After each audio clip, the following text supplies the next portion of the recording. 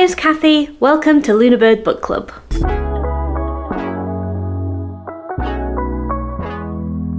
Okay, forgive the shaky cam, I'm doing this very rushed. It is Monday the 3rd of June and we are about to go on holiday, hence piles of stuff behind me. We're about to go to Northumberland in a short while, but before we set off I wanted to do a very quick welcome to my June reading journal and to give you a very quick book update. So here's where we are. Yesterday I finished this. This is The Serpents of Harbledown by Edward Marston. It's a medieval murder mystery and it was fantastic. It involved a young woman being found in the bushes bitten by a poisonous snake. Or was she? A secret sect, evil monks, a conspiracy, and it was so much fun. I really enjoyed this. This is part of the Doomsday series. And yeah, I really love this series, but I finished it yesterday, which I really didn't mean to. Oh gosh, this camera's heavy. Hang on. Swapping arms. I really didn't mean to finish this yesterday. I was planning on reading this over the holiday and taking it with me as my holiday read, but I accidentally started it early and then I couldn't put it down and I finished it the day before we go on holiday. So this is not my holiday read. Instead, I'm bringing with me Little Lady Big Apple. So this is the second book in the Little Lady Agency series. I've read it before. I just thought I needed something quick that I can grab and take with me and that will be comfortable to read, so I'm taking this. I'm also bringing a third book with me on holiday, but it's already packed in the suitcases and I don't dare open it again. And this is a fighting fantasy book. It's like a choose your own adventure. I thought that would be quite a fun book to do in the evenings, and maybe I'll get the family involved in helping me choose decisions and map it out. Sometimes all I like is playing the game with me. So I've packed dice, pencils, notebooks, and that book ready to go, and I think that might be some of my evening entertainment. Normally I would take more books than that with me on holiday, but we are planning to do some book shopping during our time away. So for now I need to finish doing the packing, finish doing the last bits of tidying, make sure the house is all ready for the cat sitter and get going. So excited!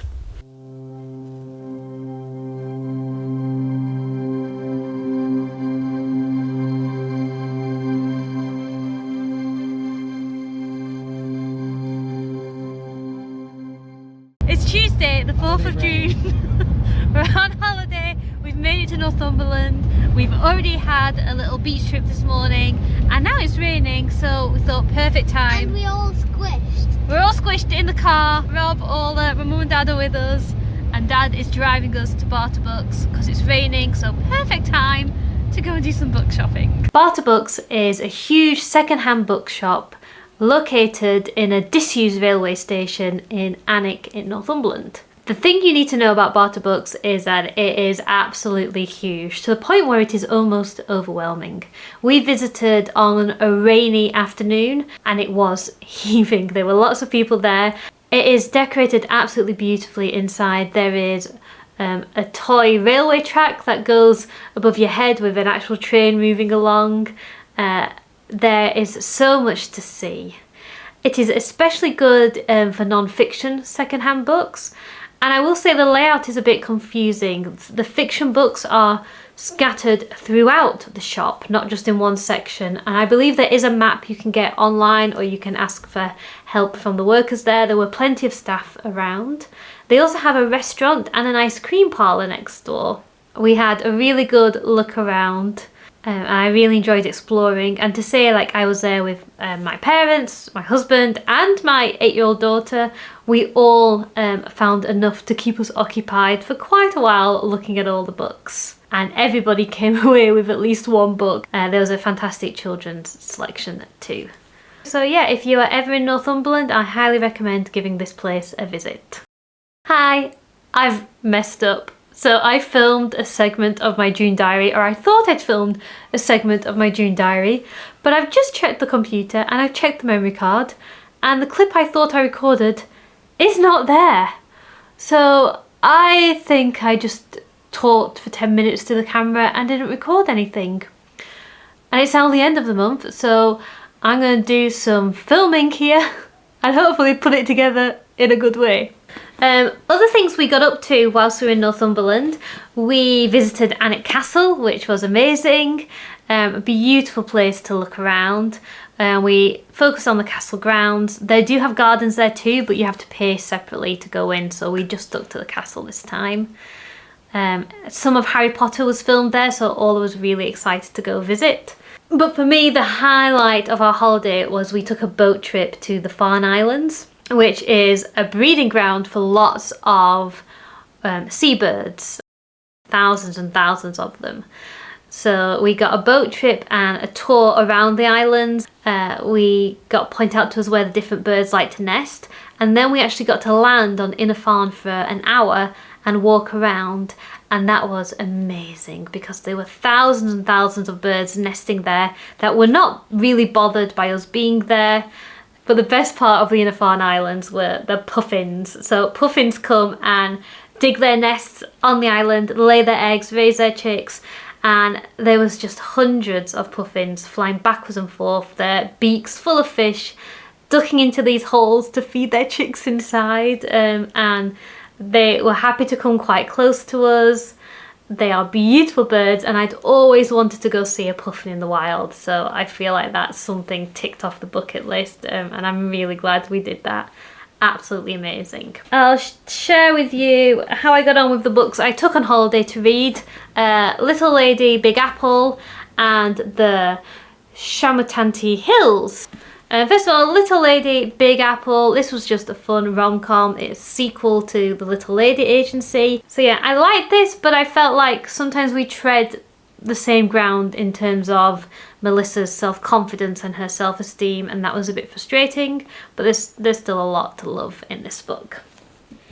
And then with my fighting fantasy choose your own adventure book, this was interesting because in sorcery, the Shamutanti Hills, it introduces a new playing style. So it introduces the concept of being a wizard and casting spells, and that was quite fun, rather than just rolling the dice to hack and slash at enemies, which I like doing anyway. But I liked the sorcery element of this, where on different pages you had the option to cast spells, and the idea is that you were meant to try and memorize what different spell key codes were. So there'd be different like key codes for you to recognize, 3-letter key codes for you to remember what the spells are, and then you turn to that page and you'll see if you've cast an effective spell or not. That was all quite fun. What wasn't so fun is that this is part of a series. It's the first book in a 4-part series within the Fighting Fantasy collection, and it just felt like the adventure didn't really end fully. So normally a Fighting Fantasy adventure, there's still a plot that, you know, builds and has its climax and clues and things come together, and I felt like there wasn't any of that in this. If you skipped an episode or a part of this story, it didn't feel like you were really missing out on anything, and it actually was quite easy to solve. So I'm wondering if maybe this one's better to do with all 4 books together rather than a standalone.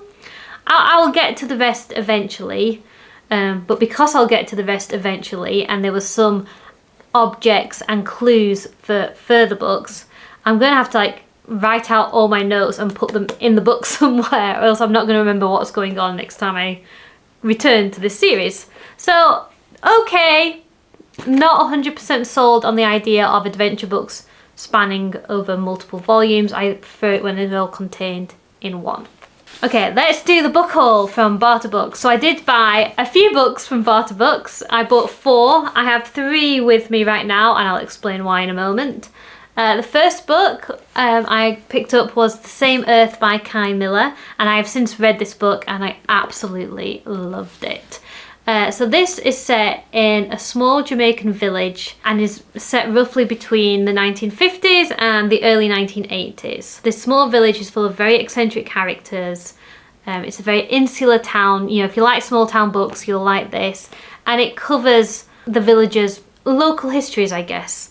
And it's kind of a mix of like folklore, faith, town gossip, some characters striving to make a new future for themselves, some characters clinging on to the past. And there's like a hint of magical realism in there too. I was so glad to have found it and read it, and I think more people should read it. So if you like magical realism, if you like small town, if you like eccentric characters, you'll like this book. So that's The Same Earth. Absolutely loved it. Then I've picked up 2 books that I haven't read yet, so I can't tell you much about them. The Dead of Winter, which is a murder mystery book set on an island off of Cornwall. And then The Book Eaters by Sunyi Dean, which I think I've seen recommended to me on Instagram. So again, I don't know much about this, but I think it's like a dark urban fantasy. I might be wrong. I'll tell you when I've read it. There were just 2 very pretty hardback books, and in a secondhand bookshop I thought I'd try it. The last book I bought, but I don't have with me anymore, was The Bible, the Biography by Karen Armstrong. So I picked up this book and I thought it was going to be a secular historian accounting of how the Bible, as we know it, came together. Because obviously the Bible is 66 books that were compiled over centuries, and they came from, you know, like different countries, different writers, different languages. And I just thought it was going to be a really interesting look. I've studied before the Bible and how it came together from, you know, a Christian historical perspective, but I was interested to hear a more secular historian's view on it. But I did not finish the book, and in fact I grew quite cross with it after reading 3 or 4 chapters. I wasn't getting cross with it anything to do with them, you know, not holding that the Bible was the word of God, or not believing the same things about the Bible as I do as a Christian. It wasn't that at all. I think the best way I can explain it is by showing you this. So this is the book that Oliver and I have been reading. It's a horrible history book. It's called The Cutthroat Celts. It's very short. It's like 130 pages. It's filled with little comics and quizzes and fun little things. So this is a very light-hearted children's history book. And yet, this history book for children will say things like, one historian believes this, but some historians believe that. Or we know this to be true because of this archaeological evidence. Or one theory is this, and we think that because of X, Y, and Z. And it even quotes several times in this book first-hand accounts. So it quotes monks writing about the Celts and Romans writing about the Celts and different historical sources. And then even after they've quoted those sources, they'll say, but this monk might be lying, and actually this monk lived 200 years after these events happened, so we don't know how far we can trust him. Really responsible historical writing for children. Love it. The Bible, the biography book, did not do any of that. It was not quoting original sources. It was not citing archaeological evidence. It wasn't saying some historians believe this, other historians believe that. It was instead recounting how the author believed the Bible came together without citing any evidence. They did cite some biblical scriptures, but there was none of like, you know, our earliest copy of this text is from this time and it was found here and we're comparing it to this copy of that text. There was just none of it. And there wasn't even any idea at all that what they were presenting was anything less than the complete utter truth. And that got me suspicious, because everything I know about about history and about how we learn about it is you've got to cite your evidence, you've got to be open-minded, you've got to look at what different people think and say. So I just found it very frustrating. And some of the theories she was presenting as fact I'd heard of before, and others I hadn't. And when I looked into, like, looking up for reviews, trying to find out where is she getting this from, somebody said, in one of the reviews, somebody said something like, I don't know anything about the Bible, but some of the other dates and facts that she quoted about, like, historical context was just plain wrong. So I have got rid of that book. I'm not finishing it, and it made me quite cross, because I think history is really important. And I just think there's an obligation, there's an ethical obligation when you're writing about history, especially ancient history, to quote sources, to explain your thinking, and to not make assumptions. I think that's so important for how we develop critical thinking and for how we determine truth. And I was just really disappointed that that book wasn't doing that. So I can't assess whether what they said or not was true or not because they just didn't have sources. Let's move on to happier books. So one book I have read that's a new release is Garden of Her Heart by Zoe Richards. So I actually got to read this book early because Garden of Her Heart by Zoe Richards was published by UCLan Publishing, and I'm a UCLan Publishing student. So I did get a sneak peek into this book before it came out. This is a really beautiful story. It follows a young woman called Holly who, after going through quite a traumatic experience and then being made redundant from her job and is a bit at a loss in the world, she signs herself up to go to the Pinewood Retreat, which is off the west coast of northern England, and whilst she's there she ends up getting involved in restoring the retreat's garden, and this is just a very sweet, romantic, uplifting tale. So if you need a book to pick you up this summer, I really recommend Garden of Her Heart. It's absolutely beautiful. Hello, it's Monday the 17th of June. I'm jumping on really quickly because I've got some exciting book buying news for me. So I've been collecting, so I think it's already been on this blog once today, the Doomsday book series, which is down here. Can you see these nice pretty books down here? Hang on, let me bring you closer. You see these lovely Doomsday book series here by Edward Marston. I've been collecting them for a while, and in Pendle Village Mill, which is a mill shop that's very close to me, they have a discounted books section, and they currently have some titles in this series at the shop, and they're on offer. So I think you get 2 for £6.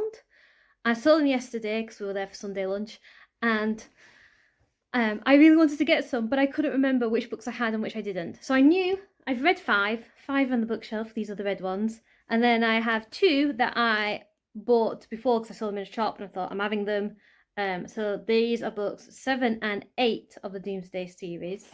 There's 11 books in the series in total. So basically I'm going to go to the shop now and I'm on the lookout for books 6, 10 and 11. And if they're all there, then I'll have the whole set.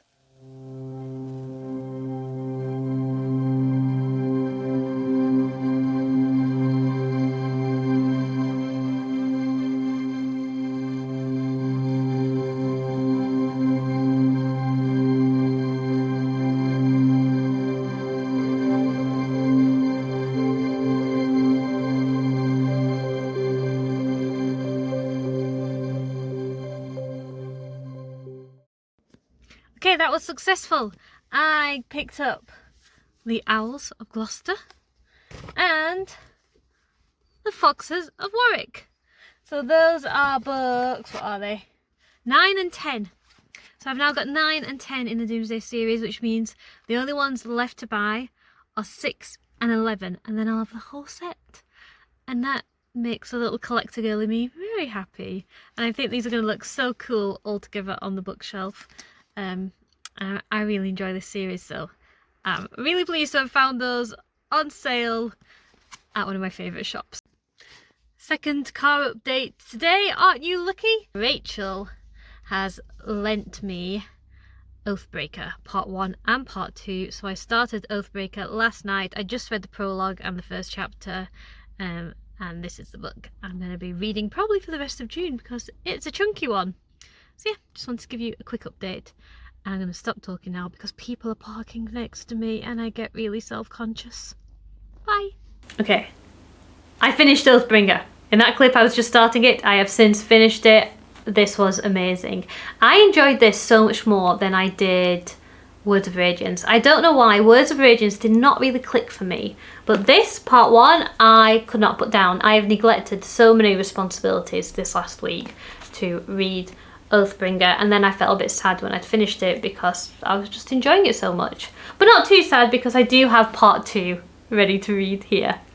So this was just incredible. We'll do a full depth review once I've finished Part 2, but yeah, this felt like we're back to the Way of Kings pacing for me. So yeah, I just loved it. I have so many thoughts and questions and things I want to say about this book, so I imagine when we review it, it'll be a long vlog. Rachel also lent me The Borrowers because when we were filming our vlog on the best British books, she recommended The Borrowers and I never read it. So now I'm reading it. I'm about halfway through. This is so cute. This is so delightful. This is so mature for what it is. There's some heartache in here. There's some angst in here. There's a quite complex society going on. It's already been a lot more than what I was expecting. So yeah, this is going to be the book that sees me through the end of June.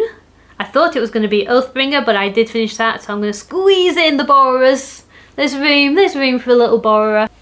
Thank you so much for watching. I hope you've enjoyed that reading journal. I've really enjoyed my reading this month and doing quite a lot of book shopping, so I have enough books to see me through into July quite happily. Please do like and subscribe. Keep your eye out for Rachel's reading journal because that is also out this weekend, and we'll see you next time. Bye!